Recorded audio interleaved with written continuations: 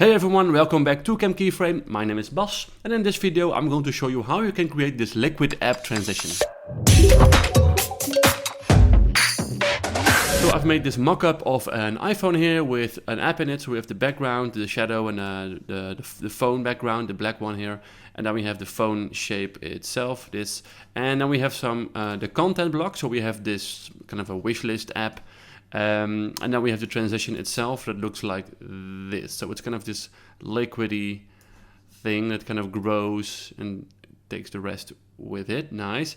And this second screen then comes in, the categories. So the transition is here in this transition background. And the content here, that just show you, is just a simple position from left to right. So behind the transition, and then the content number 2 is a position from right to left, and it also fades in. So we get a nice little extra movement on top of this transition effect, so it looks more real. And the transition effect is really easy. I've made that with some shape layers. So if I go into this composition, and let's just go, here you can see what's happening. So you can see this shape moving in. Let's go to transition background 2, which is an empty clean layer. So I have the 2 layers here. So I have the background, it's called yellow background, call it background. So it's just this simple shape. And we have this, this kind of ugly, weird shape.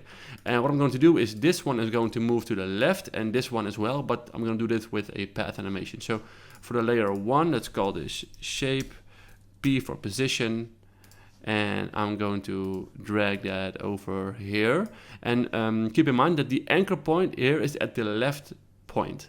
So you can change your anchor point position by going to the pen behind tool and then placing it where you want, or you can turn on snapping, and then it will snap to that to the line there, snap on.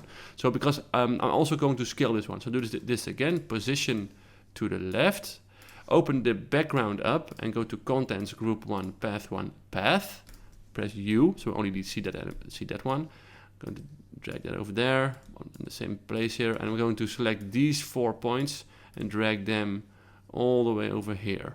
So now it looks like this. Then we're going to give this some easy ease, open this up and just drag that in. So get a nice exponential like that. Maybe it's a little bit too fast even, maybe a little bit more subtle. Yeah, like that. I'm going to put the keyframe for this shape a little bit later. So it kind of lags behind a little bit, as you can see. So the liquid shape here, this ball shape kind of gets a little bit of a head start. Yeah, as you can see, like that. Maybe put them on, maybe make it a little bit longer. Nice, maybe put this even further. Kind of play around with this and tweak it how far you want to go. And then we're going to kind of meld them together because now it's kind of a hard shape. I want to give this some more definition. So go to layer, new adjustment layer. Maybe call this liquid. And we're going to add an effect to it, and it's called Gaussian blur, which we all know, Gaussian blur. Turn it up to, let's say, 150, really big, and turn off repeat edge pixels, so we don't get those hard lines. So now everything below this layer is blurred. That's why it is in this pre-composition.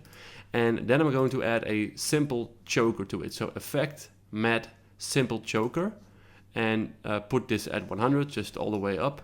And this will kind of make this shape smooth again. So it kind of, the Gaussian blur smooths it out, and then the simple choker makes it nice and tight again. So that's how you get this liquidy effect. As you can see, it kind of bubbles out. Looks really nice, cool. So yeah, that's basically it. You can already see if I turn off background and turn on background 2, you can see here that we have this animation of this liquid vibe. But what I did as well is, that's why I put the anchor point here. Let's unlock this. Anchor point at the top here. If I press Shift S on this layer, I also open the scale properties. And this one here, the link is turned off. If it's turned on, if you scale it up or down, the whole thing scales up or down. But if you turn it off, you can only scale it in X or Y position. So in this case, I only want to scale this parameter here. So I'm going to, let's say, put the scale here at normal, and then copy this keyframe and place it here at the end. And in between, I want this to kind of stretch out a little bit, so make it a little bit a longer liquidy vibe. And then you can just play around with how that looks. You can put this later, so it gets more of a longer shape like that. Nice. So if you can go back here, you can see that this translates into a more of a pointy liquid shape here. And you can of course move this all the way where you want to create. Maybe you want the liquid stuff to happen in the bottom. You can do that as well. Yeah, so that's the way to animate this very simple liquid transition. That's it for this one. If you want to download the project files for this video, you can do that by supporting me on Patreon. Thanks for watching and see you on the next one. Bye bye.